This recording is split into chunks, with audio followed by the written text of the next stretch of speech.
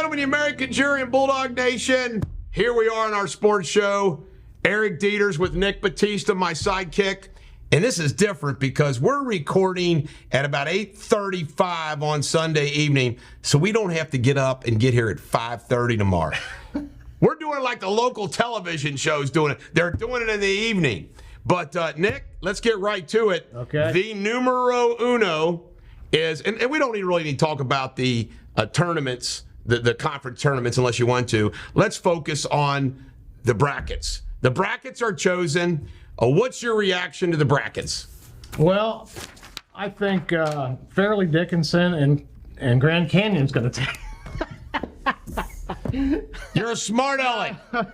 I mean, I'm looking at chalk, man. The number one's Houston. And Alabama, two greatest. How about Bama kicking butt? Okay, in the South, the only two teams that I think caught my attention at all were the 1 and 2 seed. It's Bama and Arizona. And weird things happen in the NCAA tournament. But I don't know how how Bama doesn't just get to the Final Four. Right. In the Midwest, this is fun. Houston, the number 1 seed, draws my NKU Norse. Yes. Vikings. They're going to go for the upset. The Horizon League champions.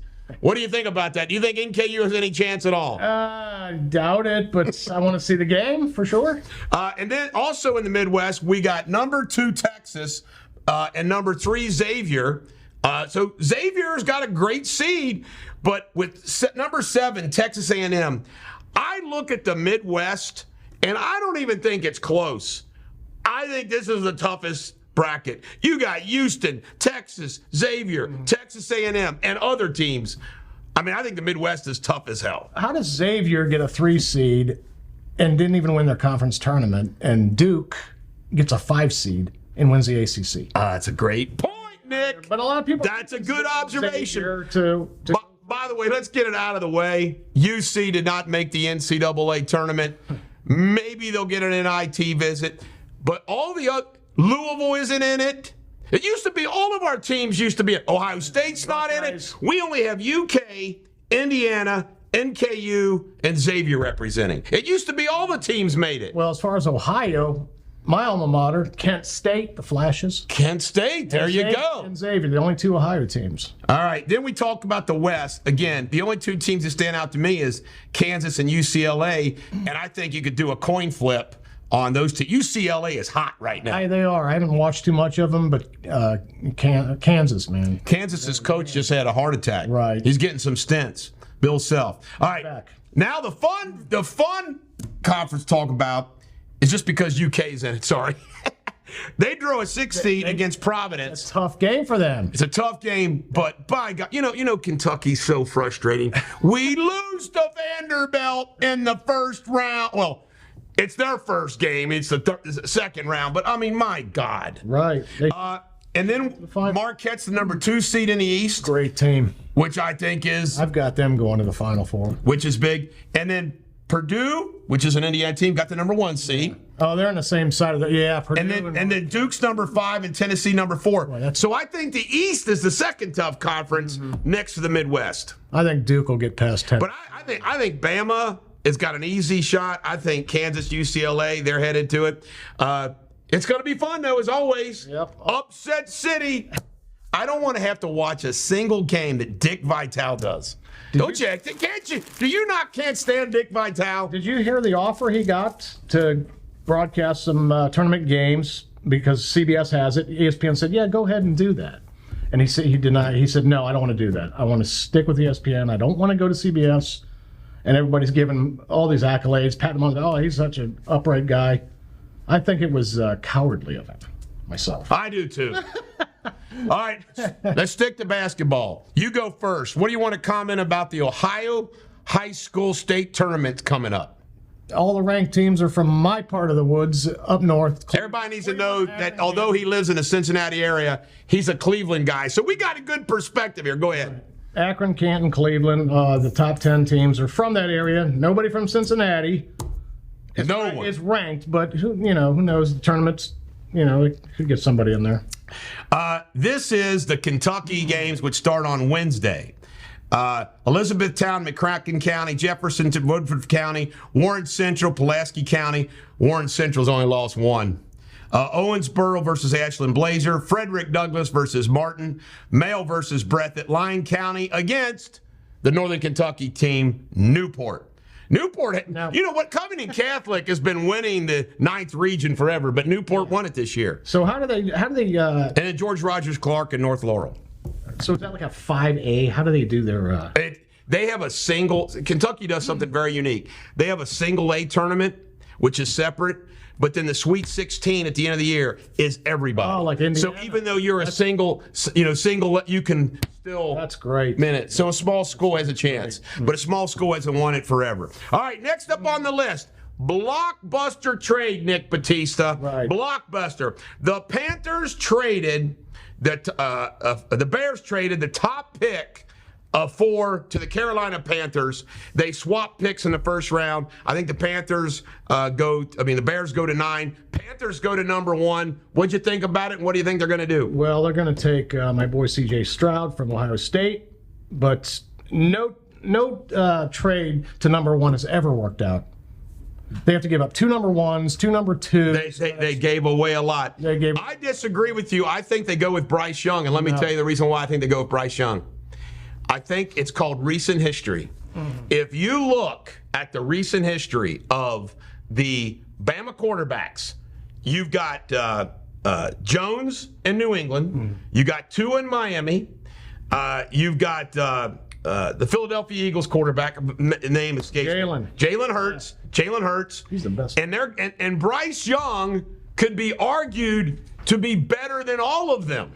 Coming out of college. In college. Now, I know he's a little short and a little lightweight. They're saying 5'11" now, not even 6 foot tall. Hey, when was the last time? 65 pounds. Hey, with all due respect, Nick, when's the last time an Ohio State quarterback did anything in the pros?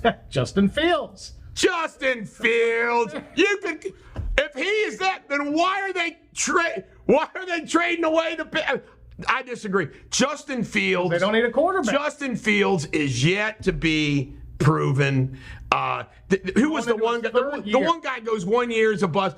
Ohio State quarterbacks have been a bust in the pros. Some Alabama quarterbacks too. But not recently. No, but they're not superstars. Now Jalen Hurts is I'll bet you. I love Jalen Hurts. I will bet you some wings from Buffalo Wild Wings that they pick Bryce Young over C.J. Stroud.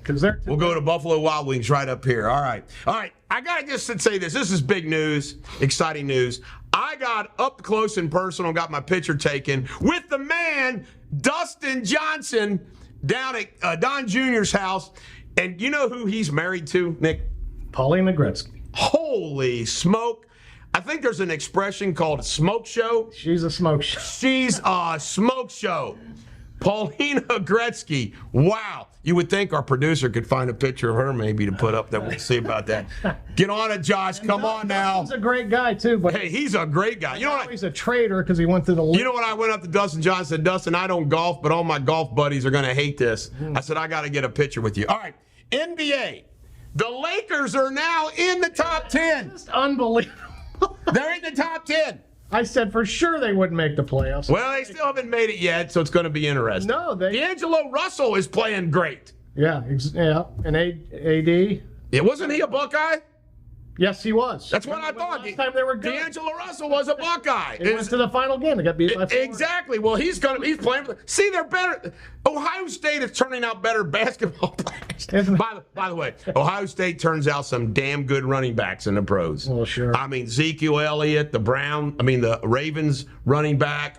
Oh, J.K. Dobbins. Yeah. All right. Then we got spring training. Boring. However, big announcement on the Cincinnati Reds front. Danny Graves and Bronson Ororo are going to be the parade grand marshals. Oh, okay. But by the way, I read something in the paper today. The Reds are expected to do even worse. They made their team worse in the all season, so why wouldn't they do worse? 65 is their number. Oh my God. Over under. I might buy good tickets to go to opening day. It'll be the only game I go to. All right, some more fun stuff. Tiger and his girlfriend. This weird story. Weird third story. For those of you that don't know, here's a story. Tiger Woods, he's been with this girl for like 6 years. It's been part of his nursing him back to health from his accident. He was singing her accolades and everything else. Apparently, they don't have any agreement or anything. She has sued him for $30 million.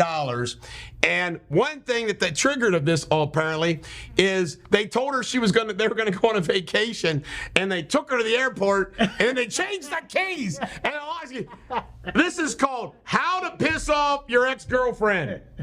But if it was you or I, and we kicked the girl out of our house, there'd be no big deal. But now she's going to sue for squatters' rights. Is this what? Yeah, that she had tenancy rights because she lived there. She lived in the 6 years in the mansion, so she wants the mansion. Was it that long? Yeah. Okay. But apparently they did have a non-disclosure. How come is it that people sign these non-disclosures agreements and then they disclose, or I don't know, it's crazy.